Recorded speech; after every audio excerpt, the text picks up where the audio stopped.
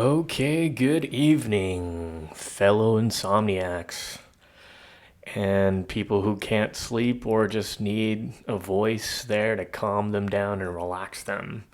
This is me, Katon, or AKA the November Plan, coming at you tonight.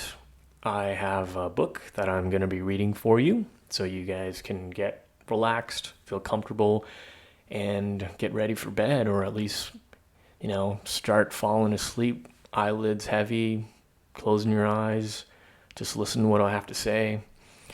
I have this book in front of me. It's called Khmer Legends by Demaz Tep Baker, or Demaz Tep Baker. Sorry, ma'am, if I mispronounced your name. I found it on Amazon, and I've been very fond of folklore and mythology, from learning about Greek mythology, Roman religion, to Hinduism, Chinese mythology, etc., or even Norse mythology. Never actually had the opportunity to learn about Khmer mythology, which is my culture. Just growing up, just learning more about civilization of other cultures rather than Cambodian culture. And so I picked up this book, and I want to be able to explore it, learn more about the mythology, and read something for all of you so you guys can get comfortable and get ready for bed here. So let me just give you a little background about Miss Baker here. So Khmer legends have been passed on orally from generation to generation by storytellers and by grandparents to their children and grandchildren. And similar like my mom, she loves telling us stories through oral history here. So these stories will be sure to inspire your curiosity and transport you to a faraway land where animals have special powers and the belief in spirits is still alive. Whether you're an adult or a child, you will enjoy these imaginative Cambodian folk tales. So Demaz Tep Baker was born in Cambodia and came to the United States in 1976, basing herself in the Washington, D.C. area. After a few years in private industry, she joined the federal government. At the same time, she went back to school at nights and obtained her bachelor's and master's degree. Demaz retired from the government in 2004, but was soon rehired by another agency where she had been working until the present day. She's an avid tennis player, loves to cook and entertain friends, and enjoys reading. Well, thank you so much, Miss Baker, because I love reading as well. Okay, and I will read to you all, probably just two stories here. And if you guys like what you hear, hit the subscribe button here. Tell me that it's good. Even leave a comment here. I'd love to hear you guys' feedback about this. Something new. Want to be able to use my voice for good here. Put you guys to bed. And yeah, let's get this rolling here. Also, just give you a little precaution here, or a disclaimer. There's going to be a lot of words that I'm going to mispronounce. They're Khmer words too. I'm a little embarrassed. I should be able to know how to pronounce them, but they're romanticized, so it helps that she does put a little bit of notes here to help with the pronunciation. But just bear with me. You'll probably hear me giggle a little bit, but I'll do my best here. So the first one is called NeangKal Mountain. So Phnom NeangKal. The province of Kampong Chhnang is very well known for its famous mountains that rise majestically on the bank of the river, a tributary of Ton Le Sap, or Great Lake. To reach the river, one can either ride a bicycle, take a pedicab, or drive to the lower market, called Krom. From there, you can see the two mountains covered by thick vegetation side by side across the river. On the lower valley of the mountains, a special aromatic herb, cumin, or in Khmer, maom, grows in abundance. In other parts of Cambodia, this cumin, or maom, is very sought after to enhance the taste of a special sour soup, Samlar Machuu. However, Kampong Chnang's inhabitants do not use this herb because it represents the pubic hair of NeangKal, the daughter of an ogress who is the main character of this folktale. The two mountains represent NeangKal's breasts as she lay down and died on the bank of the river. Near the mountains there are two villages. These two villages, Kampong Chhnang and Kampong Chhnang, got their names from this story. So Kampong Chhnang, leaving river, and Kampong Chhnang, calling river. If one climbs one of the mountains, one can see a giant motor and a pastel. Nobody knows for sure when, where, and how they were put there.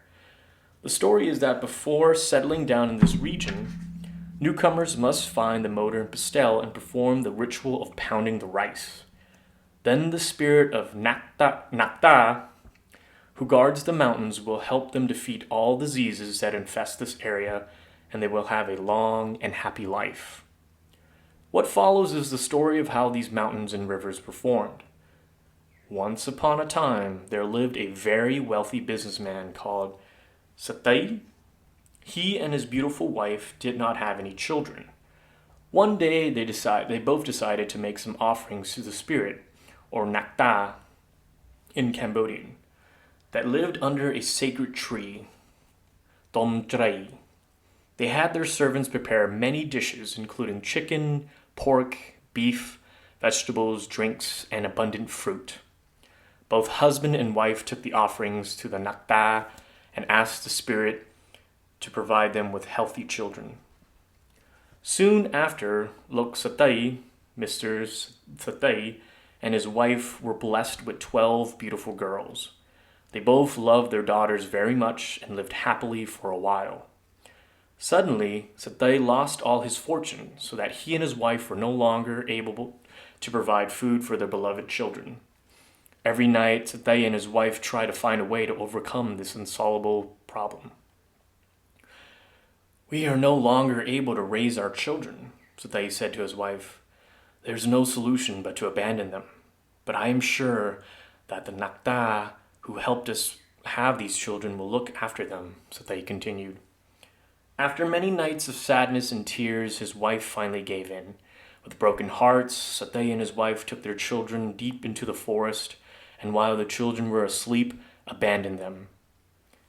At sunrise, when the 12 girls woke up and noticed the disappearance of their parents, they all burst into tears. They ran in every direction looking for their parents. Soon exhausted from crying and running around, their hearts full of sorrow and despair, they abandoned their search and moved on. They walked all day, feeding themselves with fruit and any edible plants found on their way. When they were tired, they looked for a big tree that could protect them from the heat, the wind, and the rain, so that they might rest until they regained enough strength to pursue their journey. After months and years, they arrived at one kingdom of the ogress Queen Gya Santomir. Santomir? This ogress queen had a daughter named NeangKal. When the ogress Santomir saw the 12 girls, she transferred herself into a beautiful woman and offered to provide them with food and shelter. Seduced by Santomir's sweet and alluring speech, the girls agreed to follow her. Santomir took them to her palace and gave them to her daughter NeangKal as servants instead. When the girls learned that Queen Santomir was really an ogress, they were so frightened that they decided to escape. As soon as darkness fell upon the city, they quietly tiptoed out of their quarters and ran into the forest. They kept walking day and night through thick forests full of dangers and roamed by ferocious animals. They stopped only to sleep in the branches of trees and to find something to eat to still their hunger. Finally, they arrived at another kingdom ruled by a human king. But Soti. Exhausted, they took refuge under a big tree at the outskirts of the kingdom and prepared themselves for a long nap. Meanwhile, Soti, his ministers, troops, and servants were hunting.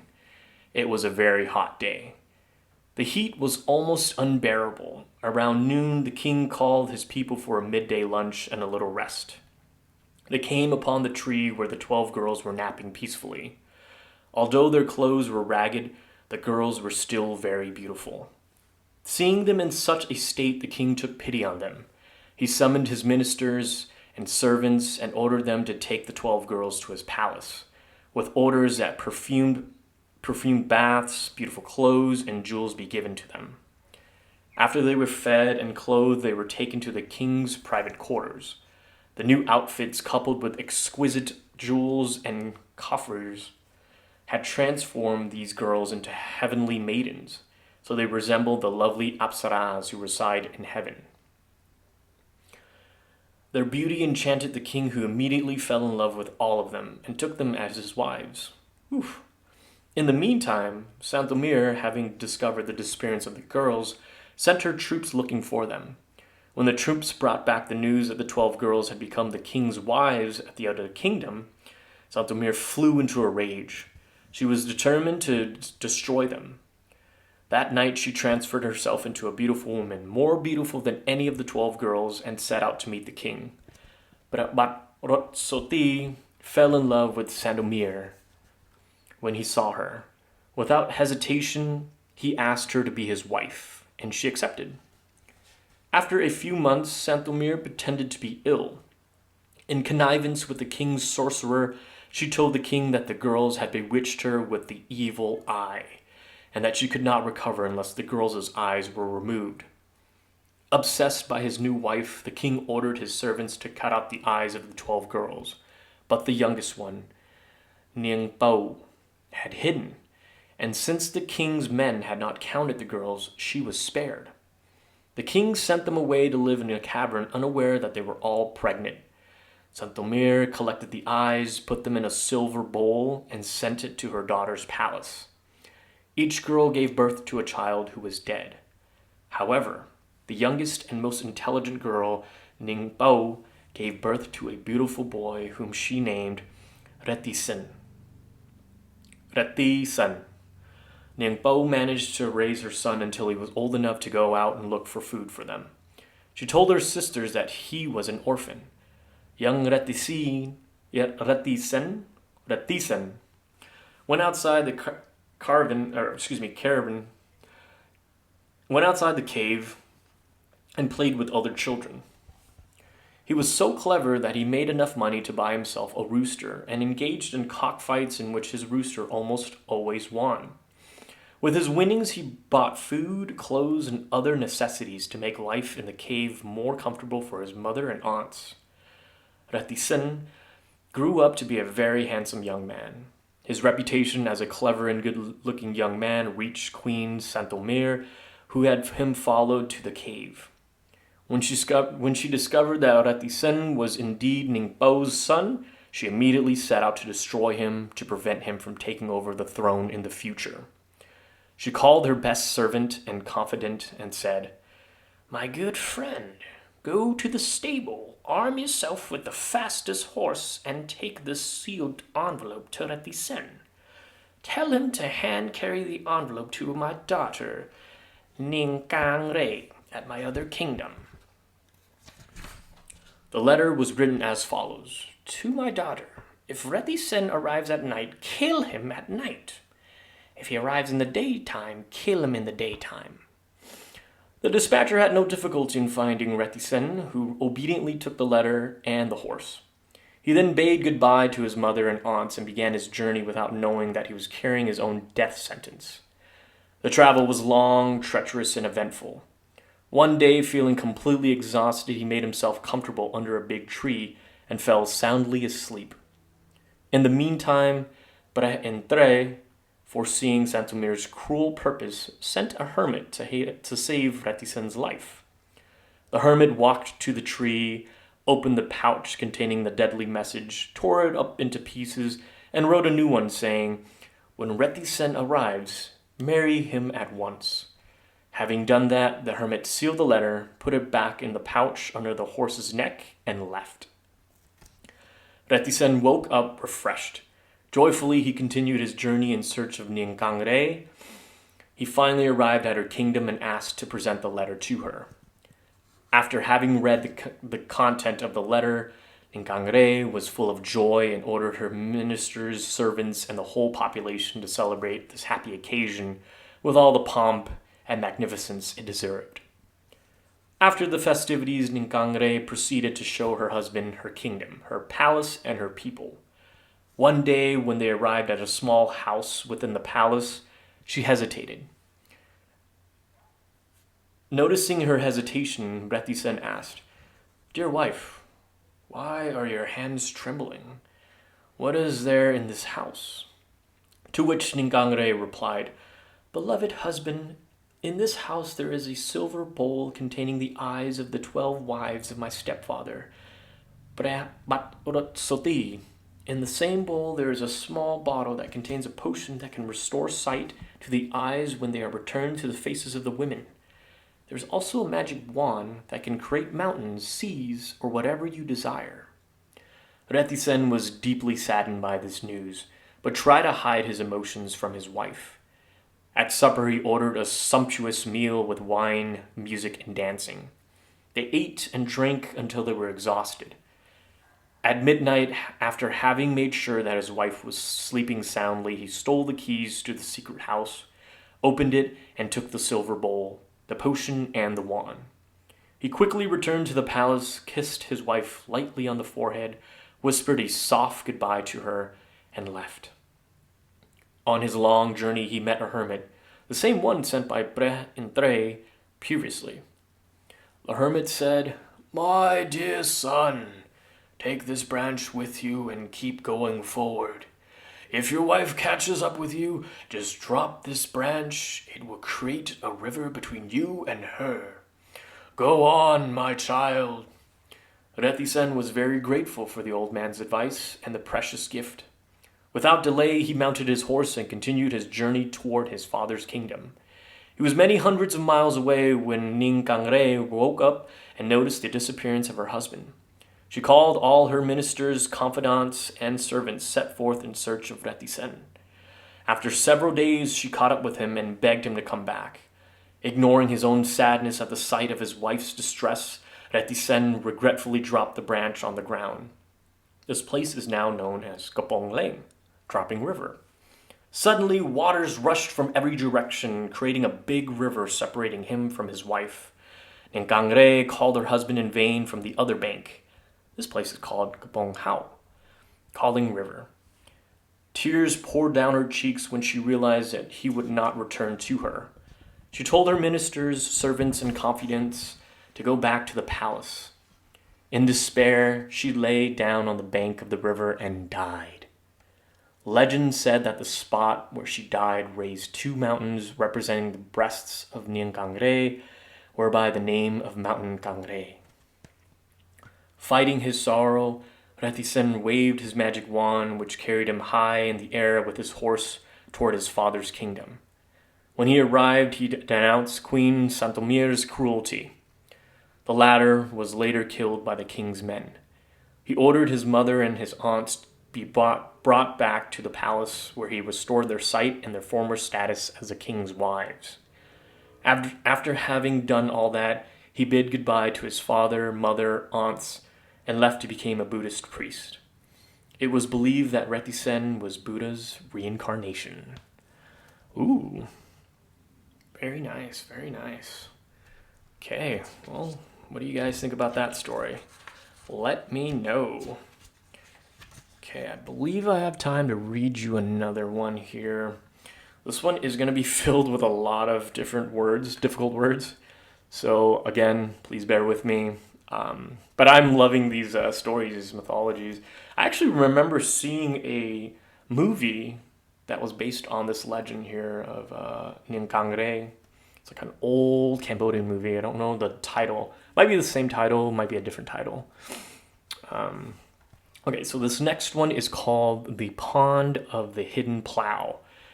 And it's pronounced Trapang NeangKal. Trapang NeangKal. Well, if I'm mispronouncing this, please let me know. I would love to hear the actual pronunciation so I can correct myself. So, in the province of Kampong Chhnang, there is a famous pond called Trapang NeangKal, or the Pond of the Hidden Plough. The name came from the following story.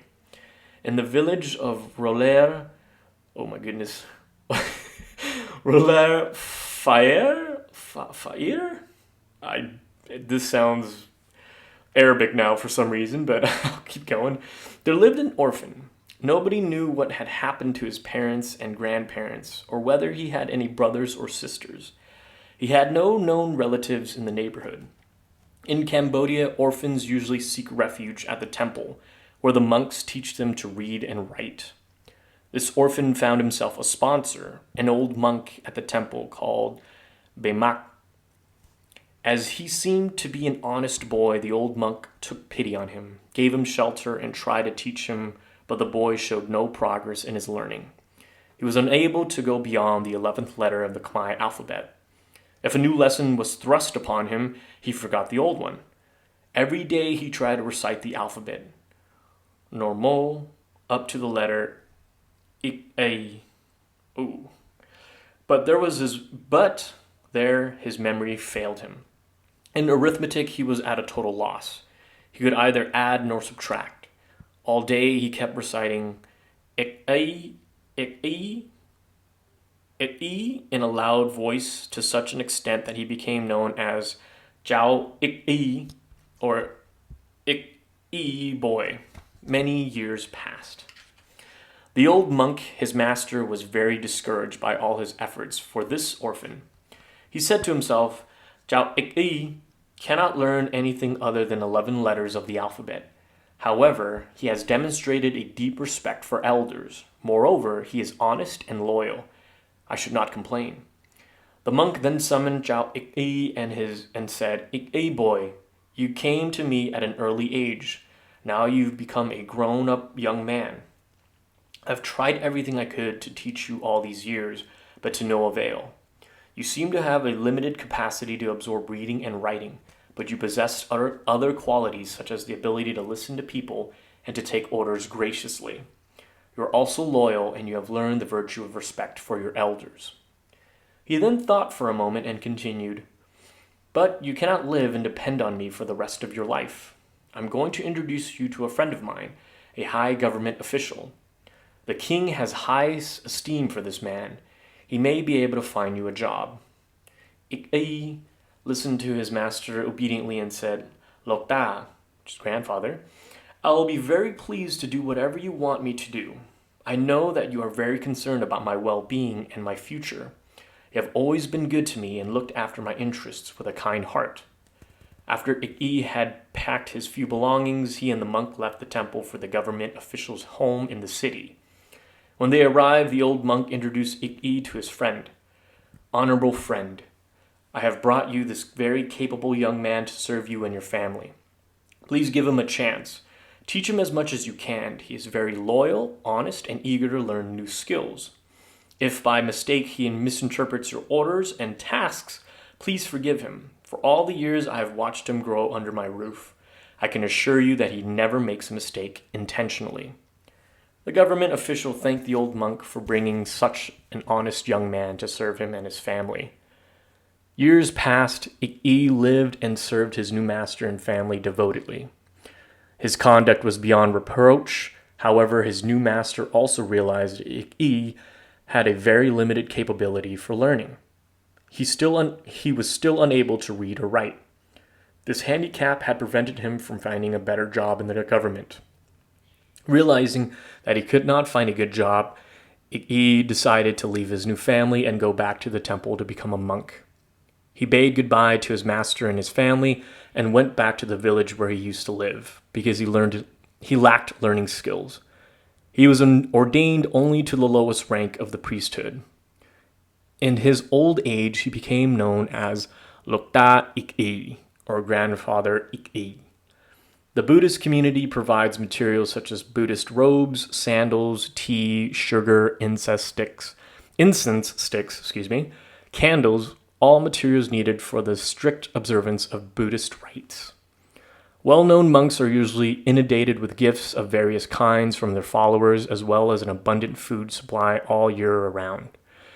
In general, each monk takes a student called Kaun Seus, young student, under his protection.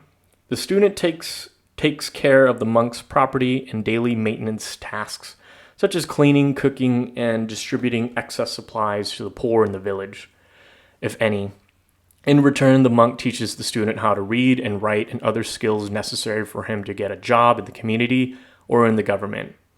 Because of his reputation as an illiterate monk, Lokta Ik could not find a student or Kaun Seus to serve him. Food was scarce even for his once-a-day meal as required by Buddhist tradition. Finally, a boy named Chao Yuk, or Yang Yuk, took pity on the monk and offered to be his Kaun Seus. In November, there is a national memorial day for all Buddhists. On that day, the entire village celebrates. Farmers, their families, and inhabitants of the nearby village flock to the temple to offer prayers and food in remembrance of deceased parents, brothers and sisters, children, and all loved ones who have passed away. Nomasam, cakes made of sticky rice with yellow beans and pork or bananas and cooked in banana leaf wrappings were served as the main dishes for that occasion. Oh, I love Nomasam. That year, the harvest was plentiful and generous offerings were displayed at the monk's hut called Got. During the 3-day celebration, except at the hut of Lokta Ik, he received hardly anything. Chao Yuk had a brilliant idea. At night, he went from coat to coat, from hut to hut, collecting Nomasam wrappings and piling them up under his master's hut to make people believe that Lokta Ik had received the most offerings in the temple during the festivities. The rainy season arrived. Farmers were busy getting their paddy fields ready for sowing. They left their houses early in the morning to plow the fields and did not return home until sundown. One day, Chao Yuk, wandering around near a pond at sunset, saw a farmer unhook his plow, which is called NeangKal, from his oxen and called it a day by taking his oxen home. The farmer left the plow near the pond. Suddenly, Chao Yuk had an idea. After the farmer's departure, he took the plow apart and hid each piece in different places of the pond. Then he went back to his hut and related the event to Lokta Ik. "Lokta, I took a farmer's plow apart and hid it in the pond," he said. "The handle is hidden in the south corner of the pond, its blade in the eastern end. Doeum Chhrey, please, or tamarind tree. Please take note of these facts." The next day, Chao Yuk went back to the pond to observe the farmer. He found the latter very upset. "I've owned," a nickname given to a young child similar to Hi Boy. The farmer said to Chao Yuk, "I lost my plow. Somebody stole it last night. I left it right here, this very spot. Have you seen it? I do not know what to do. I need my plow to finish my work to get my fields ready for the seeds. I do not have money to buy a new one." To that, Chao Yuk replied, "Don't be sad, Boo," which means uncle. "Take some offerings to my master, Lokta Ik. He can make accurate predictions. He will help you find your plow." Having said that, he ran as fast as he could to the temple. "Lokta, the farmer is coming shortly to ask you where he can find the plow," he yelled to Lokta Ik. "Remember what I told you last night. Please tell him exactly what I said." Then he sat in the corner and waited. In the meantime, the farmer went back home and told his wife to prepare offerings such as food, tea, sugar, betel nuts, incense sticks, and candles. Without delay, he pressed forward to Lokta Ik. When he saw the monk, he prostrated himself 3 times before him. "Why do you look distressed, my good man?" the old monk asked. The farmer replied, "Please accept these offerings. I have heard that you can make good predictions. Somebody stole my plow last night. As you know, I need it to finish the fields before the raining season's end. If I can have my 4 acres ready, I can expect a generous harvest next spring. I cannot afford to buy a new plow." Lokta Ik pretended to make some calculations on a piece of paper and said, "Your plow was stolen indeed, but go back to the pond near your rice fields and you'll find it. However, it was taken apart. You can find the handle hidden in the southern corner of the pond and the blade in the east corner in the tamarind tree." The farmer was very excited and happy upon hearing the good news. He prostrated himself 3 times before the monk whispered his profound gratitude and promised to bring more offerings if the plow was found. He then hurried back to the pond, went to the exact spots indicated by the monk, and found every piece of the plough. From that day forward, Lokta I became well known as a fortune teller. To this day, the pond is named Trapang NeangKal, which means Pond of the Hidden Plough. Okay, all right.